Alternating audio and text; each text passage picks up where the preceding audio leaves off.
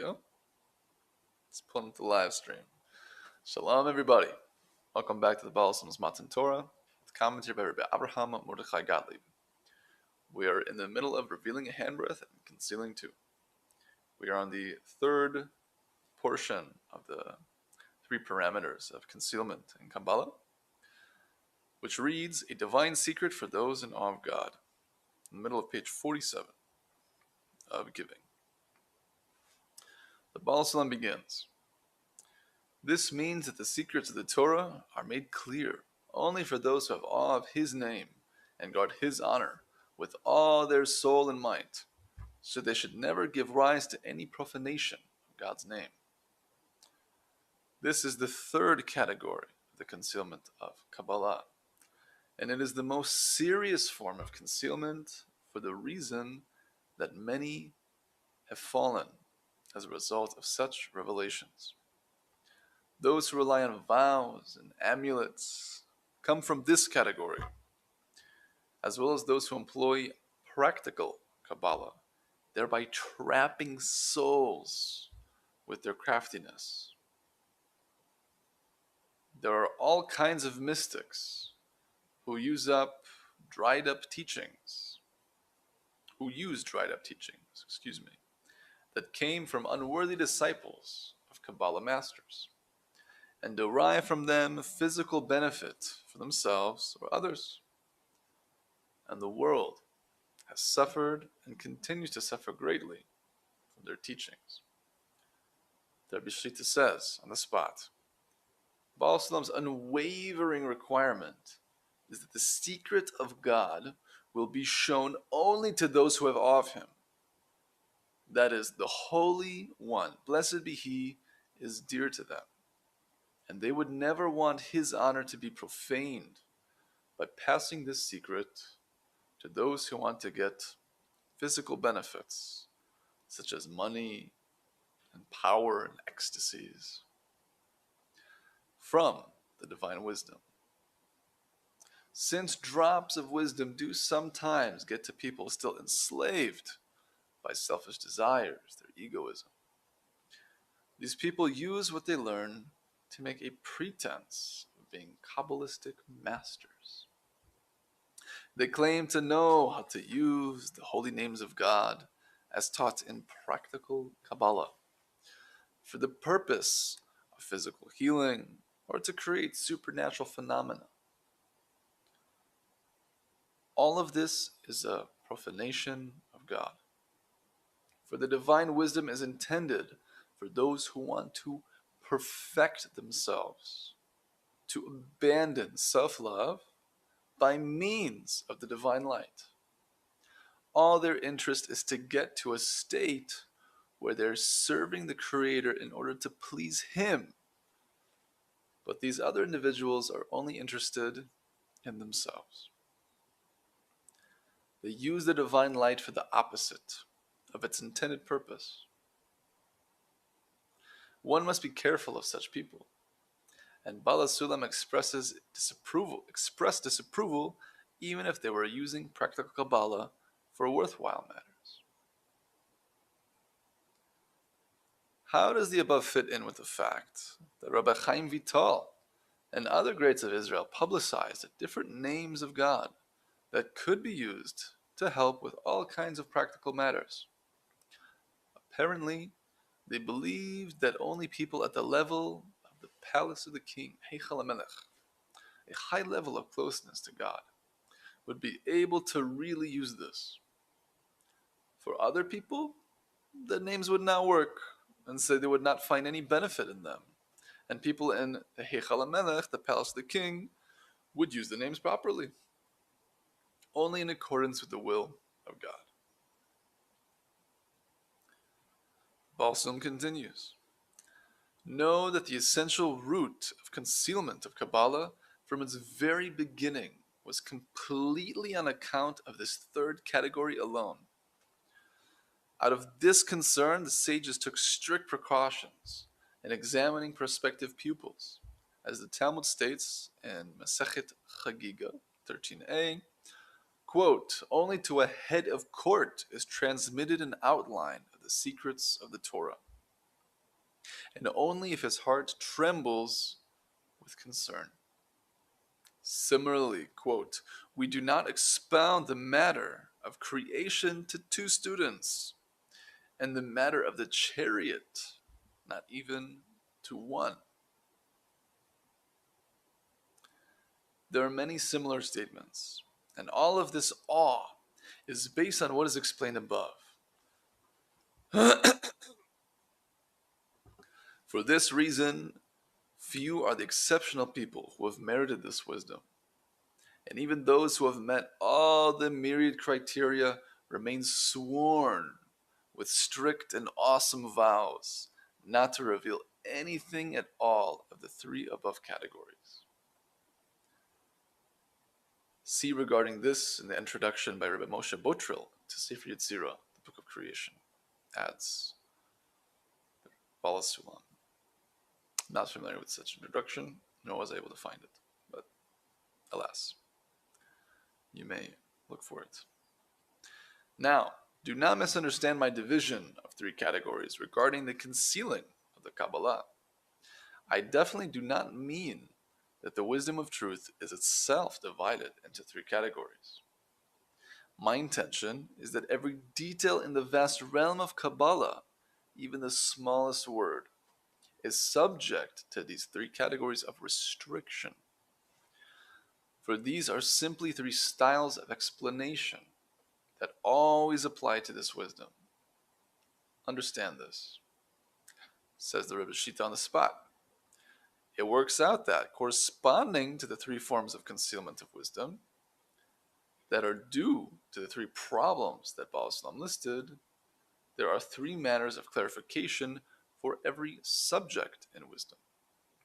Therefore, if you do not stick to a certain manner of clarification, then you are liable to produce its corresponding problem.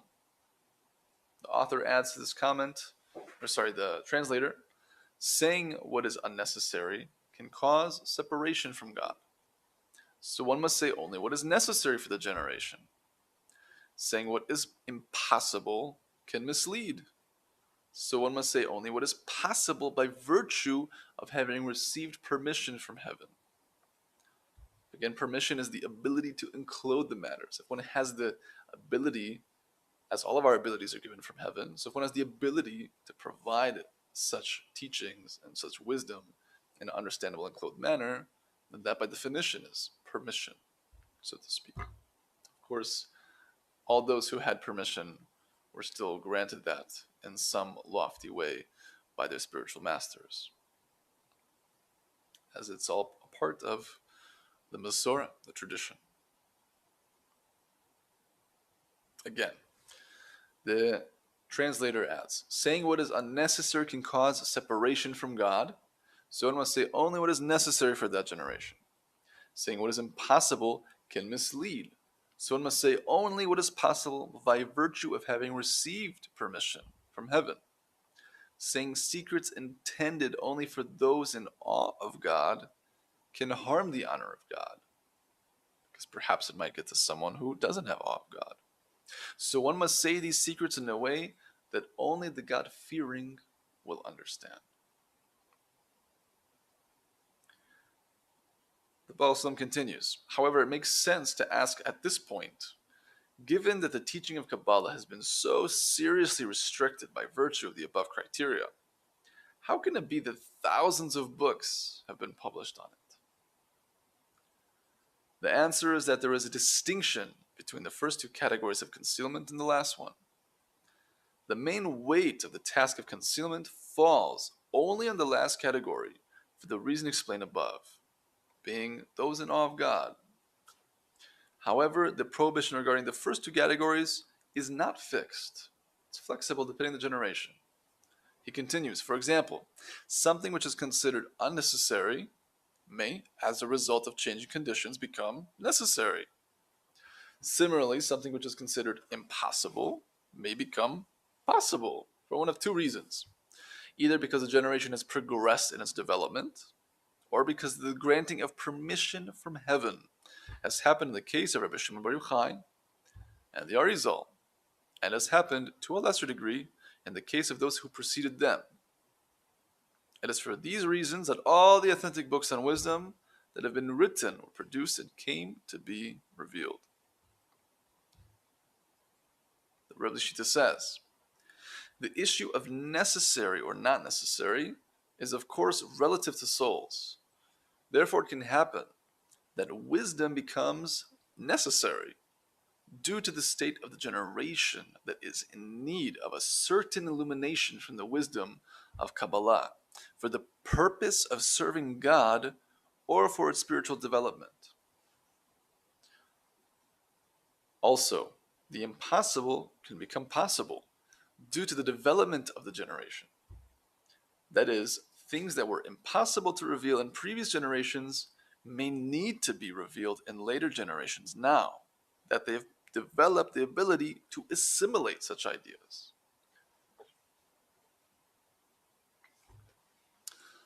So it's interesting to contemplate the experience of the Baal HaSulam when he first came to Eretz Yisrael. The two things that he was most excited about, from what I've heard and read, was getting involved in speaking to the kibbutzim and actually going there and seeing what those societies and communities looked like.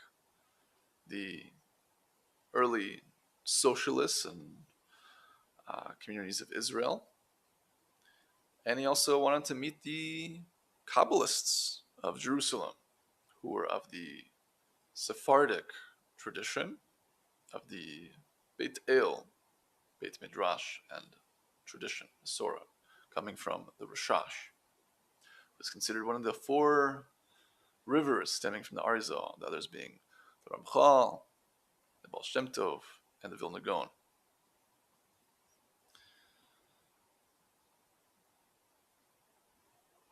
His experience was a very bitter one, because being someone who had already corrected his own soul at the age of 24, and having full attainment of wisdom, I mean, having the whole gamut at his disposal, and having to figure out how to accord his life in order to make the commentaries that he desired to manifest. So in contrast to knowing how to apply the teachings into avodat Hashem, into inner work, let alone the actual details of the mechanics of the Kabbalistic systems. When he met these Kabbalists of Jerusalem, he met individuals who were regarded as some of the greats of the generation, pious individuals, and they were under the impression that the book of the Zohar was a book for angels, and therefore not necessarily meant for humans to understand. Something of great holiness, of course, something that we can even remember by heart in terms of the actual Aramaic, and read it and say it off. And just reading it, even scanning the words with our eyes, all of this positively affects our soul. That is true, actually, based on our understanding.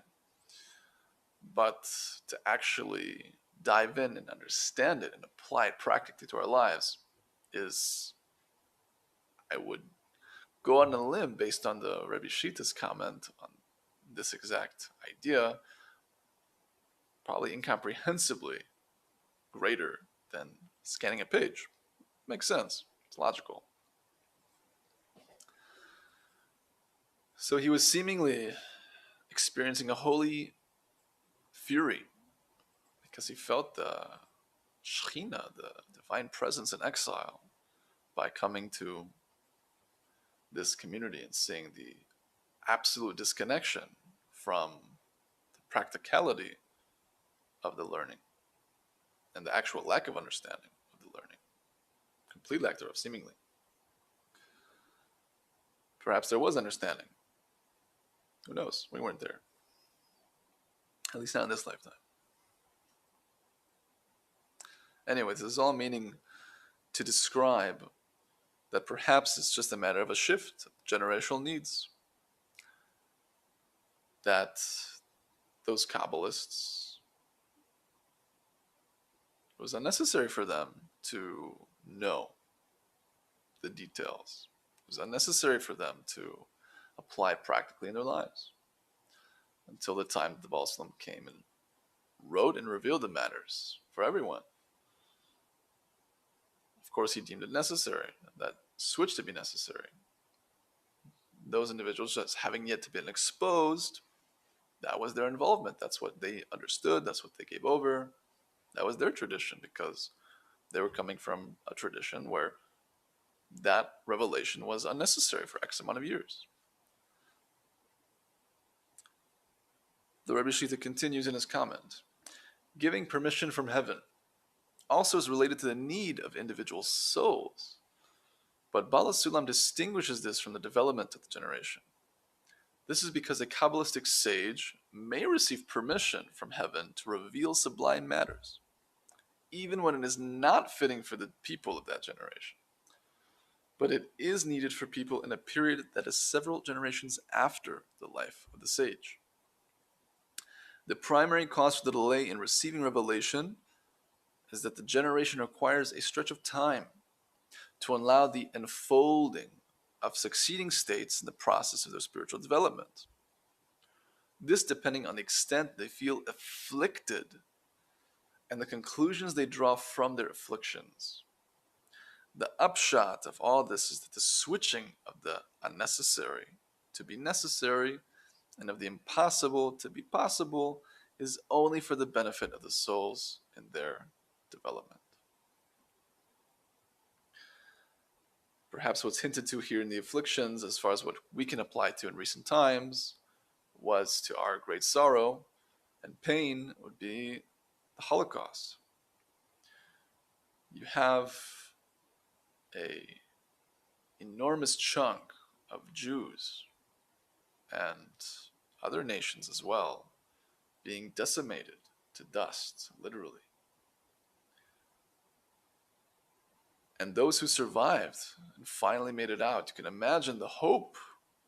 After such a great darkness, you would think, Mashiach is coming tomorrow. But he didn't come. To be fair, years came by and the state of Israel was established and was seemingly a succession of the manifestation of light and contrast to that darkness. But the Baal HaSulam says at the end of the introduction to the Zohar, quoting the Tikkuni Zohar, Tikkun Lamed, which is a very well-known Zohar, being that all the darkness in the world, whether wars, diseases, murder, and the like, stems from the core, being the Jewish people's disconnection from the inner Torah. And it goes in to draw the dynamic that the Jewish people are the inner aspect of the world, the nations are the outer aspect. And you can hone in even more, being within the inner aspect, being the Jews, there is again the inner aspect and the outer aspect. Those who are balanced diet, maybe including the hidden and the revealed portions of the Torah, and those who are only focused on the revealed portions. And then it goes in again, meaning the people who are involved in the inner, but those who are involved in the inner application to our inner work, and those who are involved in the inner, but look at it from the outside as just a strictly technical learning or the like. And it goes in and in and in. The point is that because we're the nucleus of humanity, and we're supposed to build ourselves to be a nation of priests, Mamlechet Kohanim, and a Goy Kadosh, holy nation, we're supposed to lead by example, by means of the refinement of the wisdom of Kabbalah, in order to relay what is fitting for the nations, in order to help them also reach states of peace and happiness, so that we can all be in this exalted state as a humanity. Of course, each to their own camps, as the Baal HaSulam describes. It is a bitter thing to consider, but he was writing this during the times of great darkness. And to match the great darkness that was occurring, he was writing and translating the greatest light, which was the translation of the Sulam. Point being is that it became clearly necessary and possible. But even today, even though we see the flourishing, there's many different paths and camps of even Ashlag learning, but still there's, to a degree, an iron fence in the tzibur, in the Haredi community, and the like.